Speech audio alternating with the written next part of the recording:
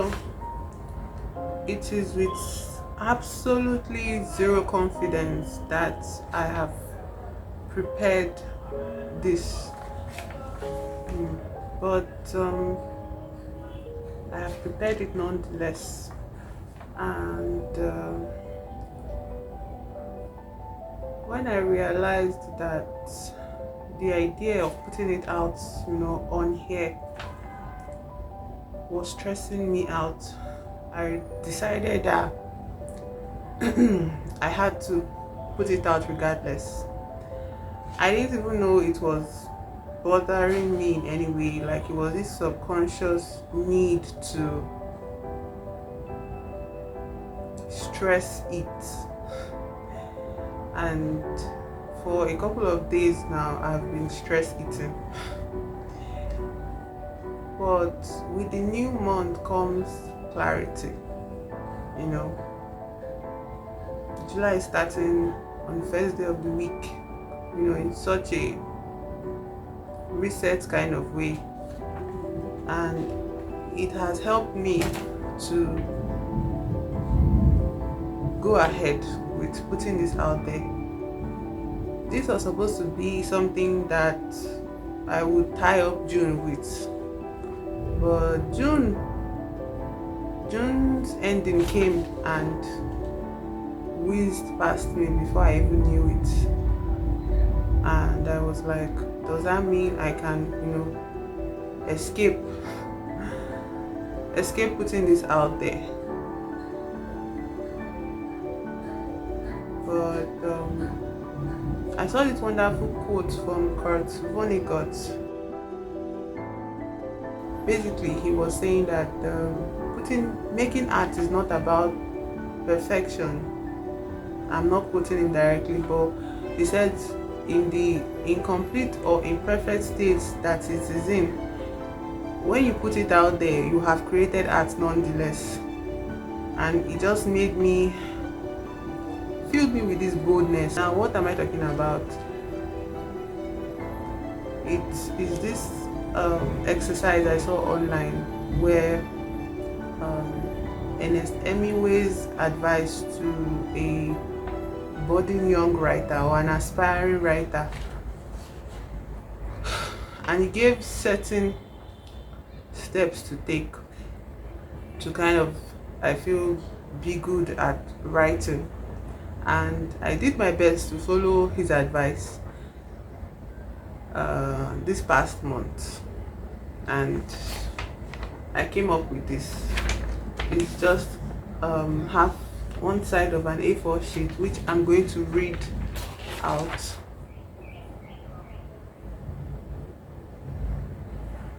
Basically, you take a subject or a moment in time to observe, and you include as much details as possible. In that sense, you are paying attention to the world.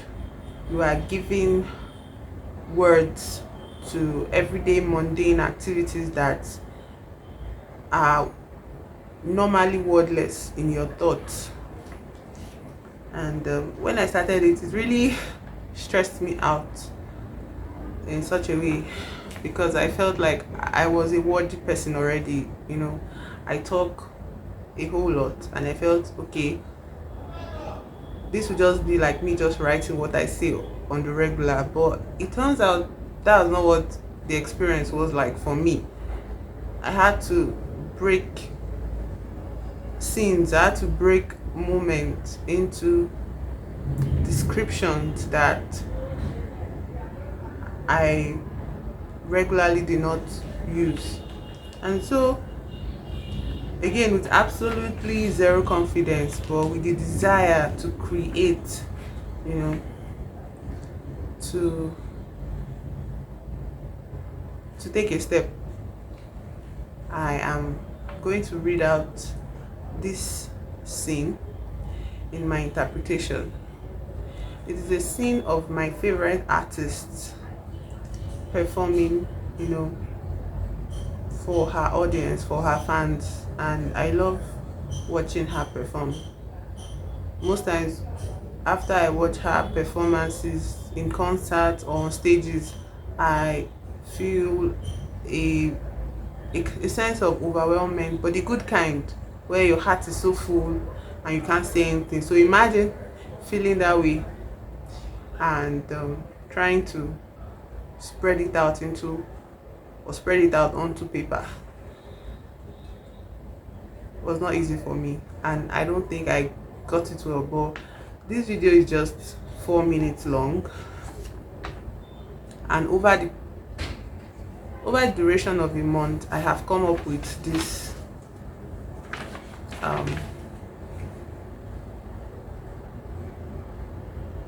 draft. Yes, so let's get on with it.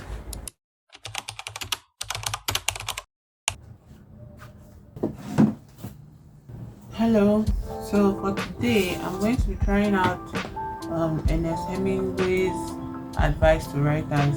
The first advice he gave was show don't tell.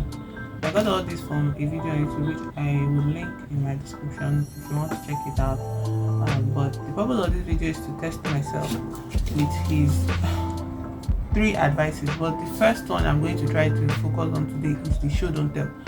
Show don't tell means to basically what it is like it's like you lift up the scene, or like whatever you are picturing in your head or whatever you have observed, you let the readers come into what you are seeing. There's also the part where he asks he advises for writers to be good observers. Like you spend a lot of time just observing things happening in nature, like you don't glaze over any single detail, and the more detailed your observations are, the easier it is for you when you want to write it out to show. What I want to observe is my favorite artist performing. My favorite artist is Ijeon, aka IU. She's a Korean artist, and there's a nice feeling that takes over me whenever I watch her perform on stage. Especially in the sections where she's just like playing with her fans, and they're just like, oh, sing this song, and she's like, okay, I will sing it. And then she talks to her band and like she gives signs, and she's just so playful. And I feel like if I show that experience, that whole scene in my mind, and if I show it, through my writing, I'll be able to describe, I'll be able to pick from it what I constantly feel every time I watch her performances or her live stages you get. So I'm going to play the video on screen now. 아이고, 고마워요. 아이고, 감사합니다. 너무 예쁘다. 고마워요. 안녕. 감사합니다. 마음을 한번 들어주시겠어요? 네! 얼마나 잘 부르실 것 같은데, 관객분들? 준비되셨으면 사인을 주세요. 20, 30분들도 예외는 아니에요. 아시죠? 같이 불러주세요. 자, 가볼까요? 준비됐나요? 지금? 진짜 이상했다. 준비됐나요? 준비됐나요? 이렇게 했어. 이거는 공연의 일부가 아니에요, 여러분. 노래 이렇게 부르는 사람 아니에요, 저. 준비되셨죠? 네! 가보겠습니다. 마음. You guys would see it and then I would write it out. I'm going to test myself to see if I accurately portrayed, what I saw, and if I can pick out feelings thereby, like daring from it. Yeah, I don't know if this makes sense, but let's just get on it. The point of this is testing myself with Ernest Hemmingway's advice to writers. I wrote it down in 3 steps, and this is just going to be where I do my rough drafting of my observations before I stick it onto the foolscap sheet, the A4 paper. Yes, so so I just started watching the video, and the idea of paying attention to details, I think I underestimated it a lot, because I've only just started the video. I'm still like in the very first few seconds, and I'm still writing down my observations of just the whole setting, like her clothes, which I don't think I've perfectly, or I'm satisfied with how much detail I've written down. There's still more detail. Her hair, even before she takes it, she even makes a move, the background, the setting and all of that is just there for me to pay attention to, and it just makes so much sense how the first advice is like to observe the details, observe what you see, because there is a lot of details, and I'm not even 5 seconds into this video. So knowing that, with all that, I think this video is going to take a while to complete, so I'm just going to keep up with my regular uploads, and then when it's done, hopefully by the end of this week, I will show you every part of it. And I hope I'll be able to write something out, of that scene. Hello, today is the third day since I decided to take on my writing exercise. I mean, trying out Hemingway's writing advice or favorite writing exercise, and the video is just 4 minutes long, but applying his advice takes, I just realized how much, how do I say this, how much work is required to fully implement his advice. And then all I have is this draft of words, of descriptions and all of that, and I still have to organize it into like at least a page, the A4 paper I showed you, even if not everything, but to fill it up a bit, for that video. So yeah, this is day 3, and it is going, that's what I was saying. It is going. So here is some of the pages that I've written. Yeah, and this is another one. No, this is not it. Here's a page. Here is another page. This is a page. This is a page. This is a page. I've gotten to the past the intro of the video, and now I'm at the point where she starts singing, and I felt so overwhelmed I had to stop. Like, how was I going to describe, or how am I going to describe a singing moment? Like, what more details could I say? And I just got overwhelmed, so I gave myself a break. Hopefully I'm able to do something tonight to progress with it.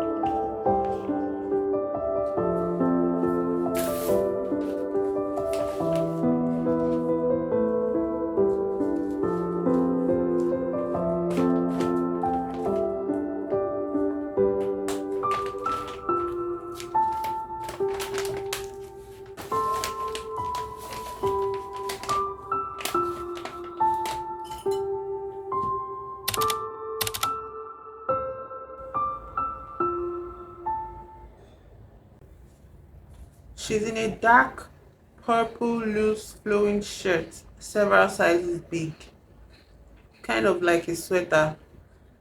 Her pants are also loose flowing casual wear, velvet. Her hair is up in a bun with strands about her face, loose and long. She's sweaty all over. Her face and neck is covered in a sheen of sweat. The fans cheer in response to something as the video begins. She has a cushion softening the chrome chair she's been given to sit on. Her hands hold the microphone a bit loosely just below her chin, but it picks her voice clearly.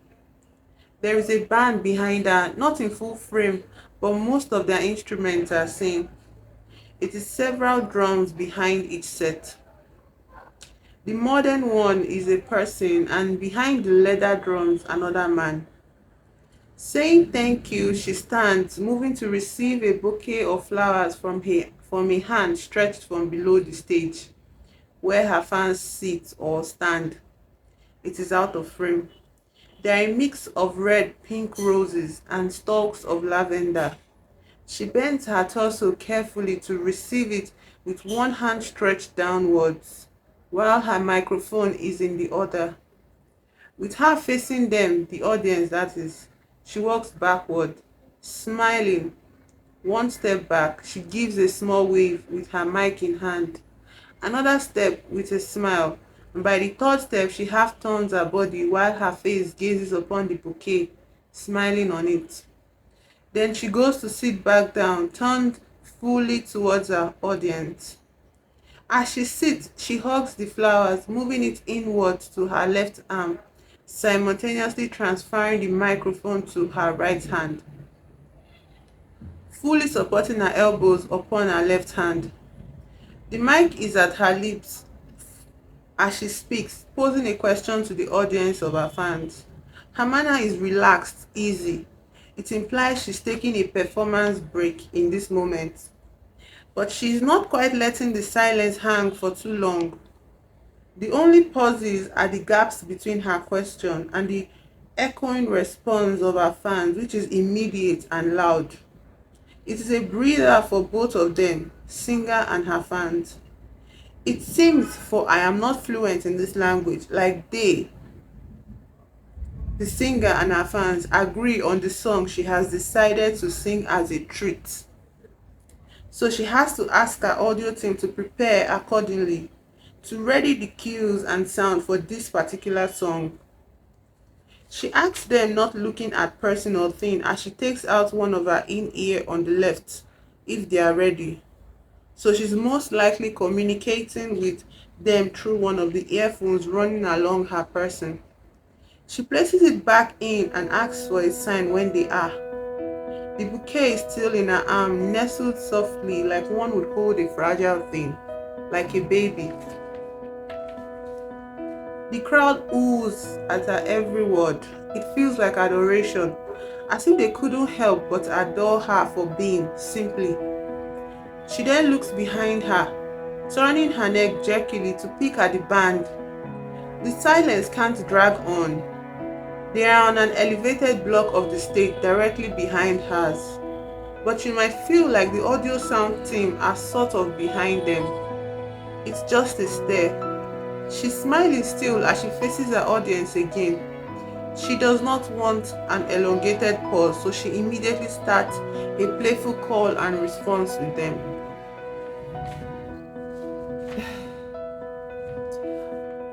Oof. Okay. That was tough. That was so tough. But I hope I was coherent enough to fit the video that is playing or that was playing. My writing is not the end of the interaction, but that was where I could understand up to. I'm not so fluent in the Korean language, so, but just basic observation, or maybe I was scared to try describing or try writing the interaction, the boisterous interaction that followed that session, but I'm glad that I got to somewhere. Anyways, show you the time lapse of how I got to this point, because I felt like recording it, I felt like filming the emotions that I felt at the point of every paragraph or every few words I could get down. So that has been it for today's video. Thank you for being here.